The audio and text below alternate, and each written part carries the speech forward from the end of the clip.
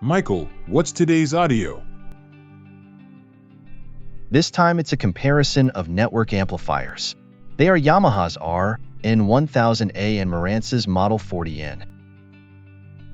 Both have network player functionality, so you can enjoy music streaming services by simply connecting your speakers. Are these new products? Marantz's Model 40N was released in 2022, and Yamaha's R-N1000A was released in 2023. Network amplifiers are convenient because they are complete in one unit. Master would like to hear about network amplifiers, wouldn't you? Yes, I want to hear about it. The R-N1000A is priced at 198,000 yen and the Model 40N at 385,000 yen. The Model 40N is almost twice the price of the R-N1000A. By the way, did you buy both of them? Yes, I bought the R-N1000A after purchasing the Model 40N because I wanted a change in sound.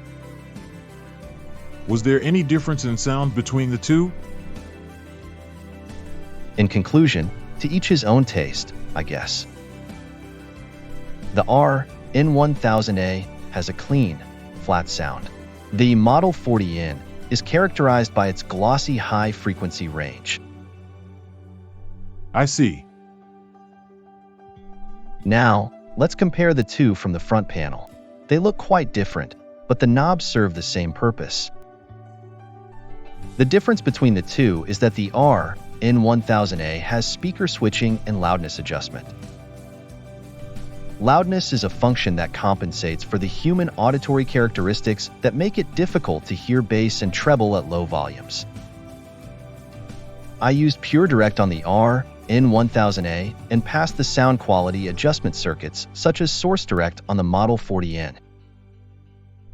Therefore, I did not use tone control or loudness. A unique feature of the R-N1000A is Yamaha's unique sound field correction function, YPAO. This function uses a dedicated microphone to adjust the sound field.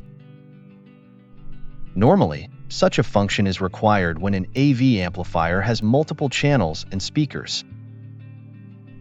Yamaha's inclusion of this function in a two-channel audio system is an interesting experiment.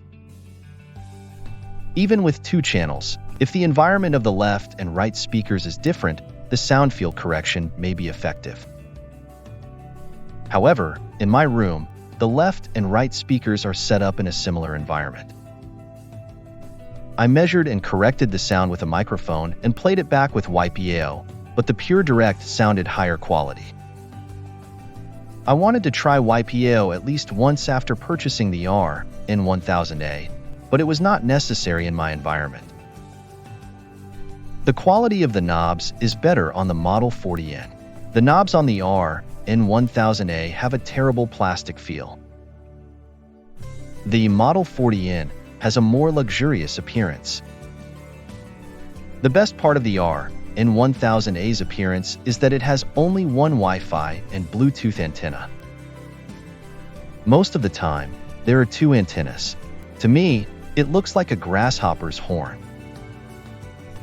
I prefer a single antenna because it is less noticeable. The volume control is not bad either. They feel smooth. The two displays are what caught my attention. Surprisingly, when using a subscription service, the song titles and artist names are not displayed. It just displays the name of the music service being played, such as Amazon Music or Spotify. I thought it was natural for network-compatible devices to display song titles and other information, but that doesn't seem to be the case. The R-N1000A, in particular, says on its website that the song titles are displayed. And yet the titles are not displayed? That's right. The title is only displayed when server, net radio, AirPlay, or Bluetooth is selected. The title is not displayed on streaming services. I think people who purchase their equipment from Yamaha's website would be confused. Why don't both units display the title or artist name? I think it is because both devices have small displays. Both devices are diverted from other chassis. If the display can't show 3 lines, it can't show the title or artist name. It's disappointing to have a display that doesn't show song information. That's right. I can see the song information by looking at my phone, but it would be better if the information is displayed on the main unit as well. It's probably a difference in thinking between the manufacturer and the user. In this age when audio equipment is not selling well, they can't just make network amplifiers. If that were the case, we would have to make a halfway house so that the chassis could be used for a regular integrated amplifier as well. Let's get back on track and explain the rear panel. The main difference in the terminals on the rear panel is the speaker terminals. The R-N1000A can connect 2 pairs of speakers. Bi-wiring is also possible. In contrast, the Model 40N has only 1 set.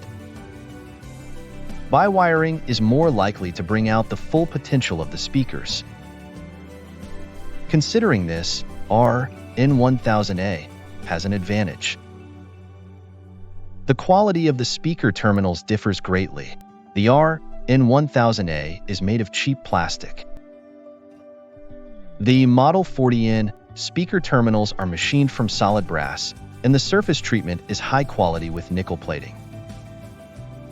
The speaker terminals on the Model 40N are better than those on the R-N1000A in terms of quality. Another difference is the USB port. The R-N1000A has a USB-B port, while the Model 40N has a USB-A port. The R-N1000A can be connected to a PC or NAS, while the Model 40N uses a USB memory stick. Both units also have HDMI ARC, and the other equipment is the same. The R-N1000A's power cable is solidly built, while the Model 40N's power cable is poor. The power cable of the Model 40N is shared with other products, but it should be ranked a little higher. The remote control of the R-N1000A is made of cheap plastic, while the Model 40N one is made of fine metal. Each seems to have its own advantages and disadvantages. What are the differences in specifications? The rated output is 100 watt plus 100 watt for the R-N1000A and 70 watt plus 70 watt for the Model 40N at 8 ohms. The damping factor is 240 for the R-N1000A and 100 for the Model 40N. The R-N1000A has a higher damping factor. Both DAC chips are made by ESS. The R-N1000A is an ES9080Q and the Model 40N is an ES9016, but the specs are not much different. Well, both DAC chips are in the popular price range. What equipment are you using? The sound source is Amazon Music, which is controlled by MusicCast for Yamaha and HEOS app for Marantz to the R-N1000A and Model 40N, and the speakers are B&W 702S2 Signature.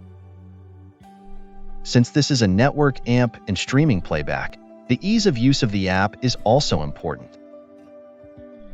Which app is easier to use? Neither is very good. HEOS was very bad at first and has been updated several times, but it is still difficult to use. The downside of MusicCast is the long silence between songs. When moving on to the next song, there is about 2 seconds of silence. It is so long that it makes me think that the playback has stopped due to a network problem. This may not bother you if you only use MusicCast, but since I was also using HEOS, it bothered me a lot. As for sound quality, the R-N1000A is flat from low to high frequencies. It is very easy to listen to, but I would say it lacks individuality. The Model 40N has a wonderful luster in the high-frequency range. However, its low-frequency range is weak. It does not have high resolution, but it sounds good.